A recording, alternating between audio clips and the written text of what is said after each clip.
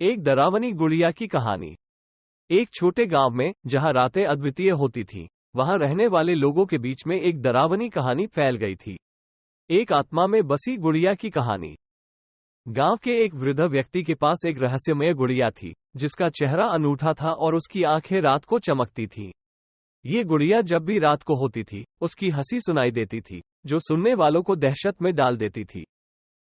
गांव वाले इस गुड़िया की डरावनी कहानी को मानते थे, लेकिन एक रात जब एक साहसी युवक ने निर्णय किया कि वो इस रहस्यमय गुड़िया की कहानी को सुलझाएगा, उसने गुड़िया को अपने साथ लेकर गुड़िया की कमरे में चला गया। वहां उसने एक चमकती हुई आंखों की गुड़िया को एक पुरानी कहानी सुनाई। कहानी से उभरती हुई गुड़िया ने एक राज खोला, जो उसे बंधक बना रखता था। ये राज था कि गुड़िया का भूत उसकी पुरानी स्वामिनी थी, जो उससे छीन ली गई थी और अब उसे रहने की इजाजत नहीं देती थी। युवक ने उस पुरानी स्वामिनी को शांति प्रदान करने का निर्णय किया और गुड़िया को मुक्त करने का आशीर्वाद प्राप्त किया। गुड़िया ने उस युवक को हंसते हुए आशीर्वाद दिया और उसके चेहरे से भय का अंधकार हटा दिया।